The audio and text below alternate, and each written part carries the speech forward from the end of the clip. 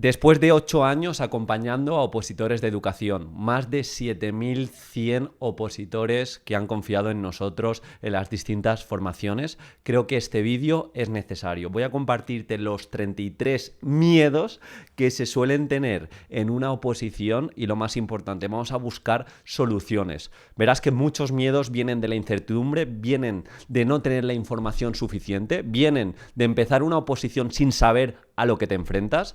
De hecho, he diferenciado los miedos en parte práctica, generales, estudio, emoción, exposición oral, comparativos. Creo que va a ser un vídeo muy completo, así que agradezco mucho la manita arriba y el comentario para apoyarme, porque sé que tú te vas a sacar la plaza, pero luego quiero que este vídeo siga ayudando. Y dicho esto, vamos con el primer miedo. No saber por dónde empezar. Este miedo viene de la falta de información de cómo es una oposición de educación. Aquí te diría que directamente vayas a la convocatoria anterior, que entiendas cómo es una oposición de educación y te rodees de opositores que tienen la mente abierta y no son derrotistas al respecto. Porque si tú no sabes de qué va una oposición y le preguntas a esos opositores que llevan años y años suspendiendo y maldiciendo el sistema, pues te van a quitar las ganas. Segundo miedo, sentir que el temario es interminable. Empiezas una oposición, vas con el primer tema, 8, 9, 11 días, no hay manera, te pegas cabezazos contra él y te das cuenta que aún te faltan otros 60 para estar preparado, te faltan aún 24, pero es que además te falta el supuesto, la programación, lo ves algo interminable. Aquí obviamente pues te recomiendo que aprendas a estudiar, aprendas a planificarte, entiendas muy bien cómo avanzar, qué es lo que funciona y qué no funciona, y lo más interesante en una oposición, el futuro venidero, el futuro positivo se construye con buenas sesiones de estudio. Si estás continuamente pensando en todo lo que te falta, va a ser muy complicado. Tercer miedo, quedarte sin tiempo para estudiar, porque hay tantas cosas, no sabes afrontar muy bien una oposición y se te escapa cada hora que tienes. Aquí de nuevo una muy buena planificación, sabiendo qué técnicas de estudio son de alto impacto y cuáles no, sabiendo cuáles son las acciones que revierten más positivamente en tu avance en la oposición de educación. Seguro que la has escuchado muchas veces, la ley de Pareto, ese 20% que te da el 80% de resultados. Quizá transcribir el temario no mueve la aguja, no te acerca a tu objetivo, pero quizá agendarte un simulacro cada 7 días sí que te prepara directamente para la prueba. Otro miedo, no entender la legislación o no entender las bases de la convocatoria. Aquí yo te diría que este miedo se subsana únicamente profundizando, dedicando tiempo de calidad, leyéndote muy bien a lo que te enfrentas. Cada año opositores y opositoras suspenden porque no se leen bien convocatoria, porque quizá presentan un anexo que no podían presentar, porque quizá no sabían, y pasó mucho en mi convocatoria, que nos enfrentamos a 2 supuestos en 2 horas y muchos opositores se habían preparado todos los meses anteriores a un supuesto en 2 horas y entonces te cambia las reglas del juego. Así que realmente lo que da nota es comprender las reglas del juego. Otro miedo. Me preparo muy bien la oposición, pero tengo miedo de no rendir el día del examen. Aquí simplemente te recomiendo que no te fijes en tu alrededor, que visualices de vez en cuando y lo más importante, el día del examen es un día para brillar, es un día para hacer bien tu prueba, para dejar de pensar en la gente, porque te vas a encontrar vampiros polilleros que te quieran quitar la energía, te vas a encontrar opositores que no se lo toman en serio, opositores que tú percibas que van súper preparados. Ante todo, te tienes que cerrar en tu burbuja y actuar, porque si no, toda la preparación previa, la verdad, que va a ser un fiasco. El miedo a que el esfuerzo no sea suficiente. Este miedo subyace del sobrepensamiento, de estar continuamente preguntando si vas a ser capaz o de si este esfuerzo merece la pena. De nuevo, un gran resultado se construye creando buenas sesiones de estudio. Y esas buenas sesiones de estudio, entre otros ingredientes, han de tener concentración, han de tener foco. Si estás continuamente yéndote al futuro, yéndote a ¿va a merecer la pena? Lo más seguro es que te metas en ese conjunto de opositores que se pasan toda la vida frente al papel. Miedo, tener que empezar de nuevo si no se aprueba. Lo mismo que el anterior.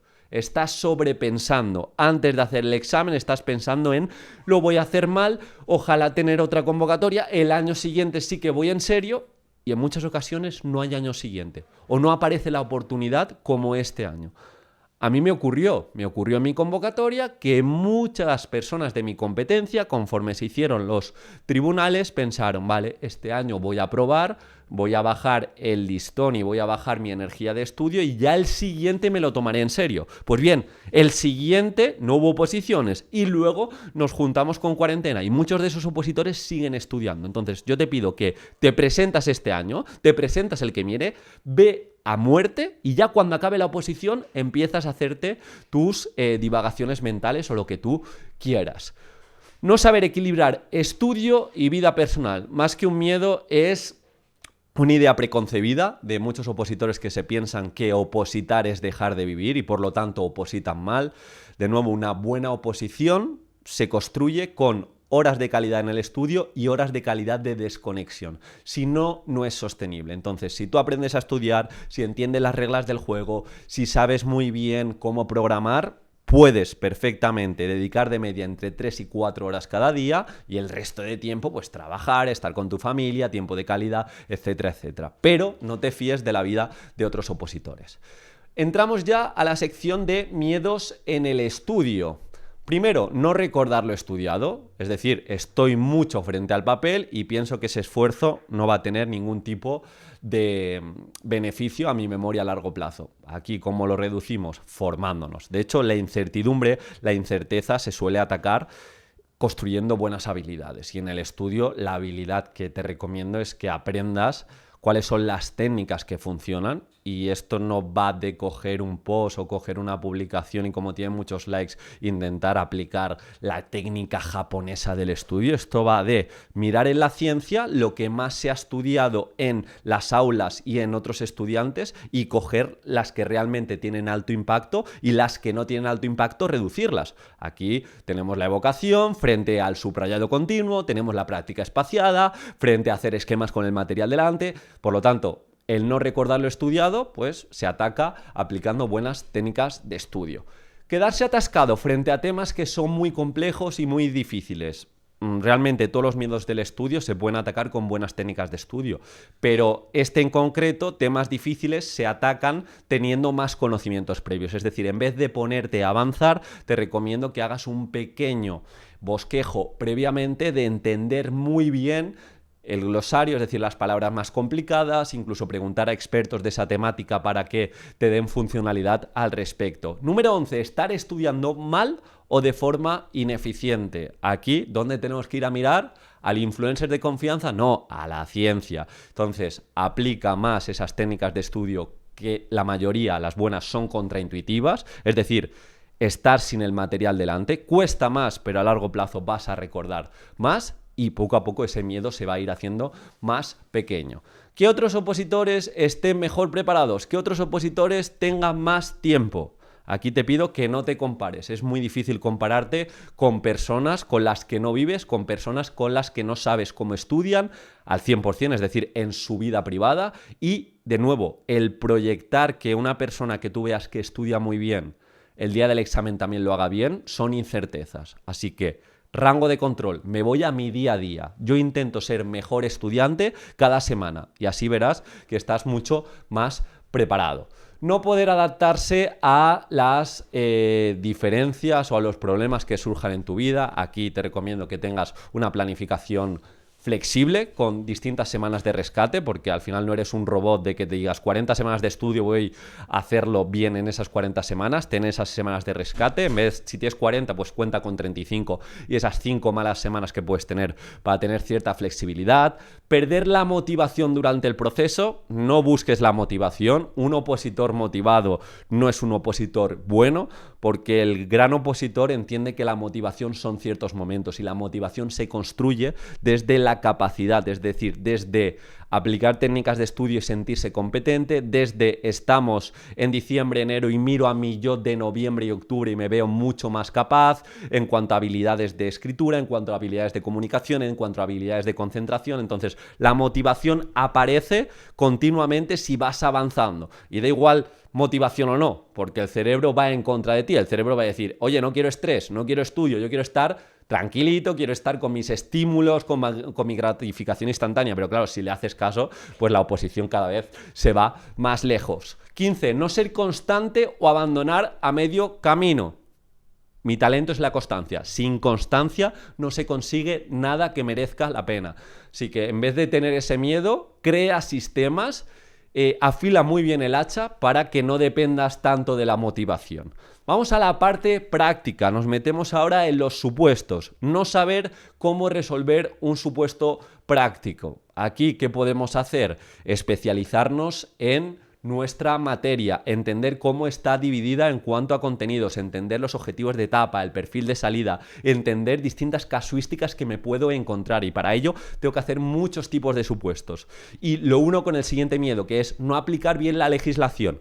Para ser un buen opositor de educación necesitas momentos concretos específicos en los que te centres de manera deliberada a entender la ley, los distintos rangos LOE, LOMLOE, Real Decreto, sobre todo tu decreto o tu orden, para que puedas hacer relaciones más significativas y para que entiendas las reglas del juego. No, yo es que quiero trabajar en lengua castellana, robótica social, igual no puedes, o igual no sabes hilarlo bien a nivel legislativo.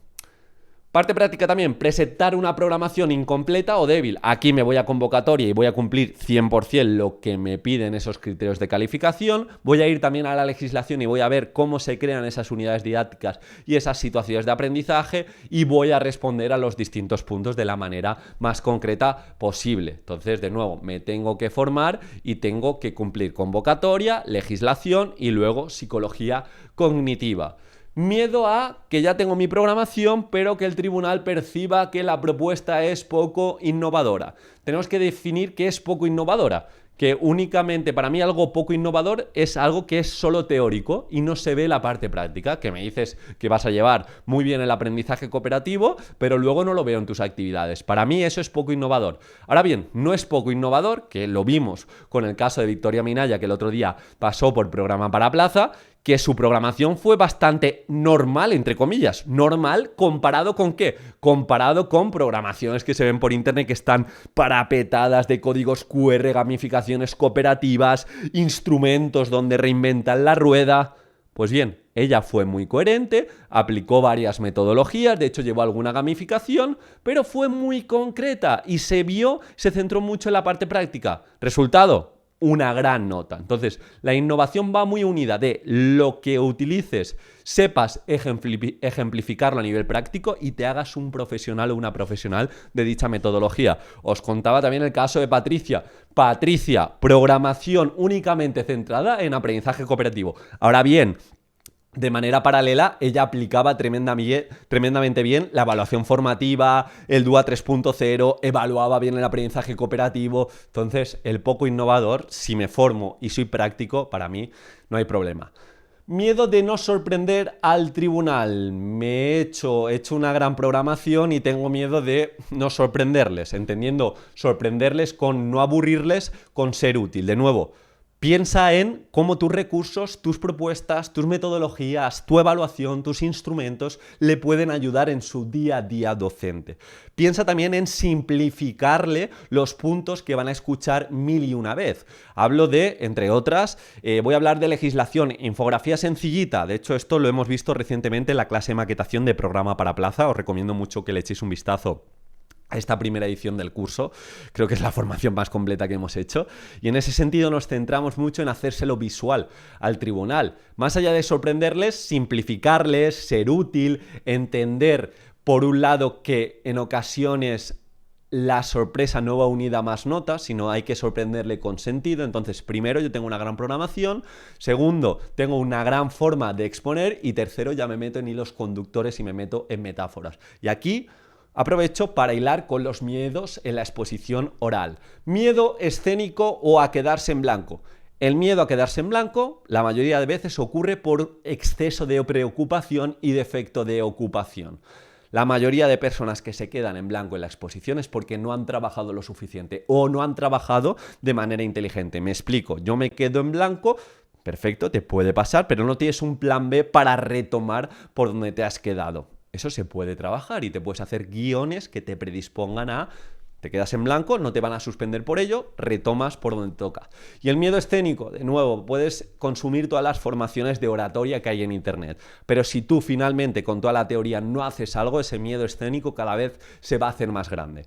Mi recomendación es que ensayes muchísimo y que ensayes poco a poco, de manera progresiva, en diferentes contextos y a diferentes públicos. Así ese miedo se irá haciendo más pequeñito. ¿Hablar demasiado rápido o demasiado lento? Pues bueno, aquí tienes que entrar un equilibrio entre que tengas buena dicción y entre que digas todo lo que marca convocatoria. Ahora bien, todo lo que marca no más, no es que convocatoria dice que tengo que hablar de saberes básicos. Perfecto, pero no te dice que tienes que decir palabra por palabra todos los saberes básicos. No es que convocatoria me dice que hable de agrupaciones, recursos. Perfecto.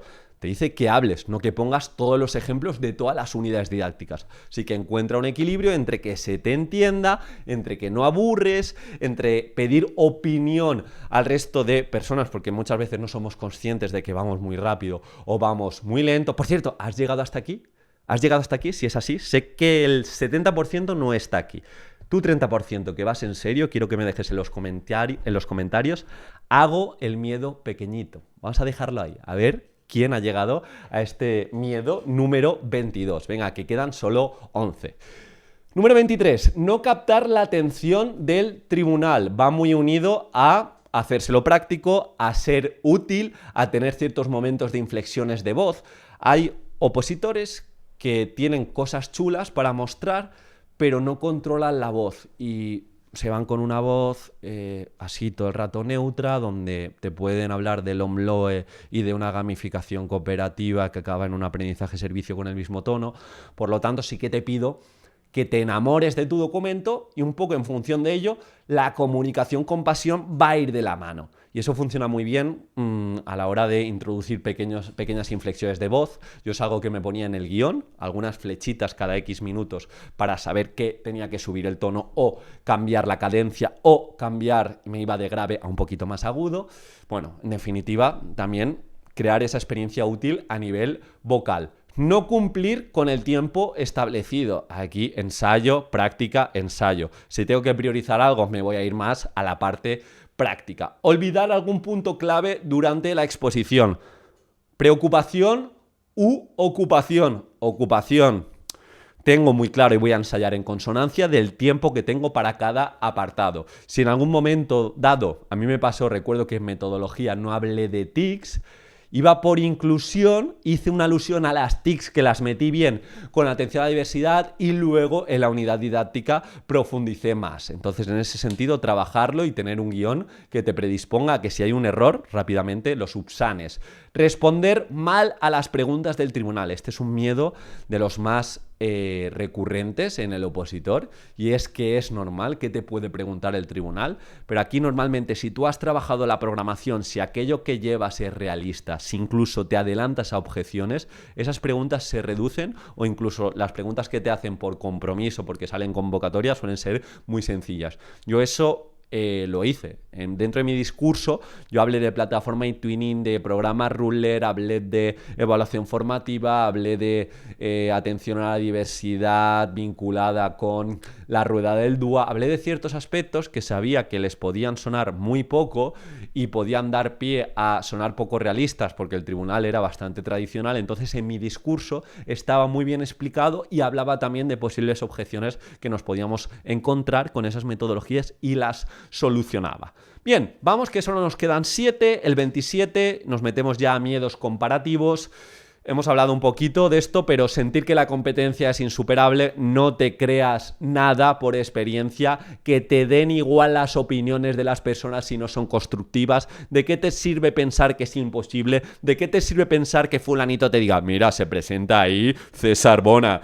tuvo en las anteriores 6 oposiciones 10, 10, 10, no tienes nada que hacer. Esto que parece una hipérbole, te aseguro que yo me lo encontré el día del examen, me lo encontré más bien en mi preparación. Gente que venía en la calle y me decía, Diego, ¿qué estás en el tribunal 3? Ay, estos 6 opositores no tienen nada que hacer, ya estoy en las plazas dadas. Yo aquí podía coger 2 vertientes, la vertiente de es imposible, ni me lo tomo en serio, la vertiente de por mí no quede, así que siempre el por mí no quede.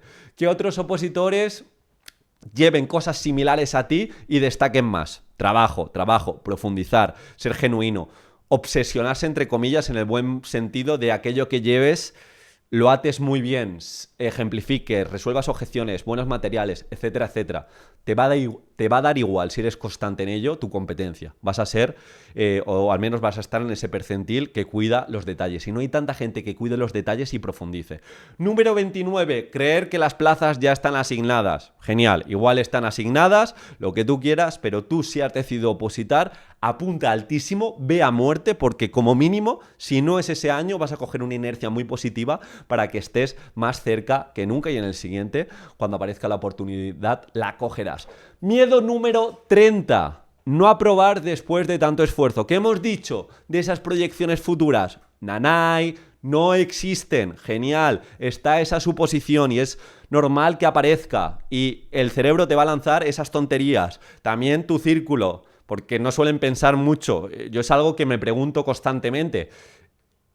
Si le voy a dar una opinión o le voy a dar un consejo a mi amigo, a mi amiga, ¿le va a hacer sentir mejor o le va a hacer sentir peor? Obviamente la crítica constructiva está por un lado, pero yo hablo de opiniones, por así decirlo. Si no le va a hacer sentir mejor, me lo voy a callar y me lo voy a ahorrar. Entonces, aquí también yo quiero que dentro de tu inteligencia y de tu pensamiento a largo plazo, no te acojas a, después de estudiar mucho, no va a servir de nada porque voy a suspender.